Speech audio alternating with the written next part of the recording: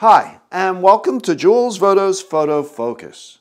This video is installment 2 in my series, Vintage Lens, Modern Camera. And the lens we're going to be talking about today is the Pentax Super-Takumar 35mm 3.5. It's an M42 screw mount lens. It was introduced in 1962, and in 1971 it was replaced by a multi-coated version. This lens is very compact, very light. It weighs 5.4 ounces or 152 grams. It's 5 elements in 4 groups. It has 5 aperture blades. It will focus down to 1.5 feet. Very smooth focus on this lens. The aperture goes from 3.5 to f/16, and it has half click stops. It takes 49mm filters. I paid $40 for it back about a year and a half ago, and I've seen them on eBay from around $40 to well up to $150. And in fact, recently I saw a multi-coated version for $45. So I thought that was a really good deal, of course depending on condition. And these lenses are extremely well made, all metal construction. I mean, this lens is over 50 years old. No oil on the aperture blades. It is in mint condition. And the focus ring is nice and smooth.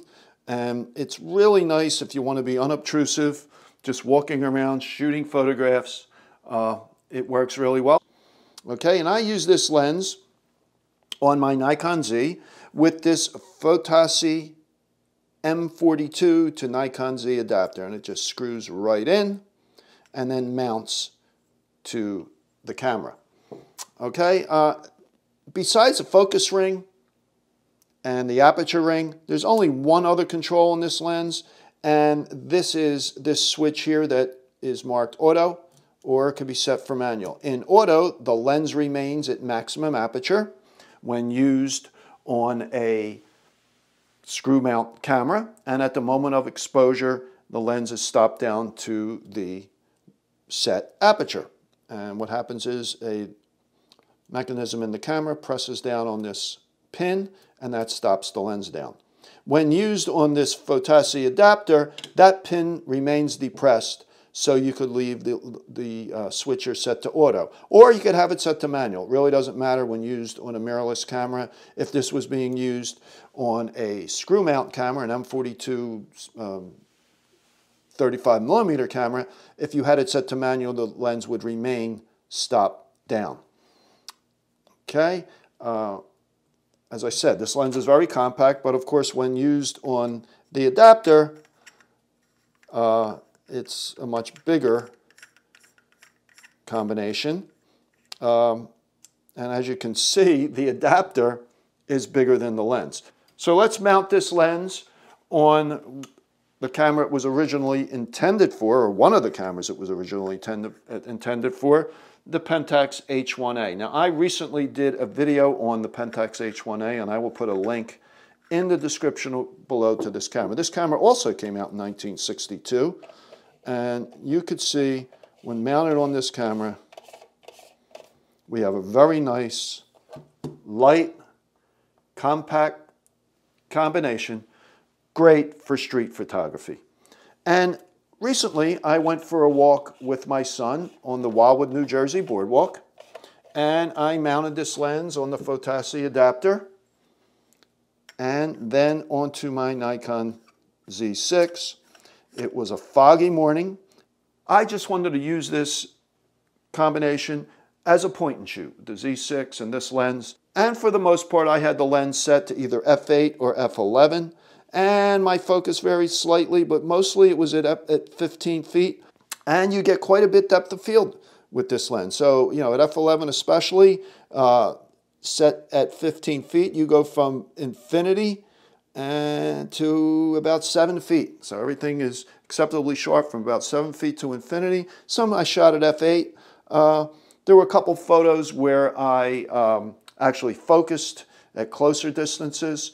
But focusing this lens on a mirrorless camera is actually easier than focusing it on the original camera it was intended for, because those cameras had microprism spot focus screens, and because of the slow aperture of this lens, they didn't snap in and out of focus that readily as they would, let's say, with a split image rangefinder screen.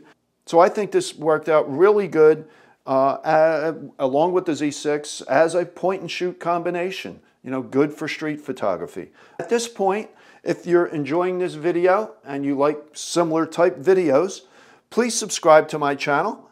I come out with a new video every Wednesday morning at 11 a.m. So let's go look at some pictures.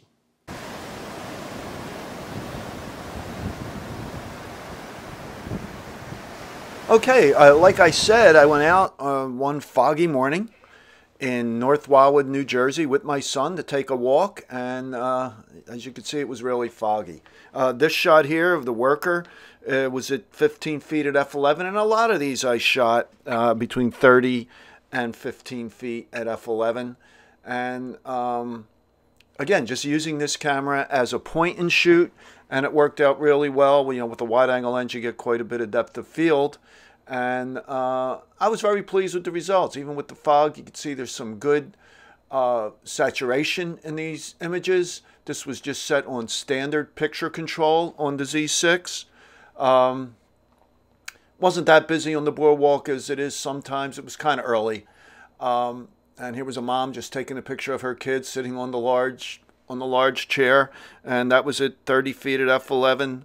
And this one here, this next image coming up of the chairs all lined up, was at 15 feet at f11. And this lens has really good sharpness, and you will see that in this next image here. This was shot at 15 feet at an f11, and that man pulling the cart in the distance was much further away, but the depth of field kept him in focus, and you could see the sharpness in the sand. This shot of the arrow on the side of a building, that was at 10 feet at f8. And then I took a few pictures of my son, and this was uncropped at 10 feet at f11. And most of these pictures here were not cropped. You're seeing the full image. But I did crop this one. Again, the focus was at 10 feet at f11, and I cropped it in a good bit as he was looking up at the Ferris wheel in the fog. And these bikers approaching one another from different direction, that was also at 15 feet at f8. So almost all these pictures were shot at either 15 feet or 30 feet at either f11 or f8. Now, there's very little distortion with this lens, but you could see some barrel distortion at the bottom, towards the bottom of this image at the top of that gate. These were some gentlemen who I guess had taken a bike ride and just stopped for breakfast. And again, just point and shoot works out great. Just raised the camera to my eye and took the shot. This image was actually focused using the high magnification, the 100% magnification, and it was focused to 5 feet at f8. And one of the nice things with using Pentax lenses on Nikon cameras is they focus in the same direction. The focus ring turns in the same direction. So it's much easier to go from a Nikon lens to a Pentax lens, because if you go from a Nikon lens, you're used to focusing a Nikon lens, and then you put them an Ulta lens or a Leica lens or a Canon lens on the camera, they turn in the opposite direction. So you might get a little confused. One other thing I should say is there are adapters available to mount most vintage manual focus lenses on most mirrorless cameras. So you will have no trouble finding an adapter for your Sony, your Canon, Panasonic, or other mirrorless camera. Now, in my third installment in the series, Vintage Lens Modern Camera, I'll be featuring Canon's 50mm 1.4 FD lens. And that video will be published third Wednesday of October 2022. Well, I hope you enjoyed this video. If you did, please give it a thumbs up and subscribe to my channel. And tap that bell so you will be alerted anytime I come out with a new video. And I usually come out with a new video every Wednesday morning at 11 a.m. So I will talk to you then.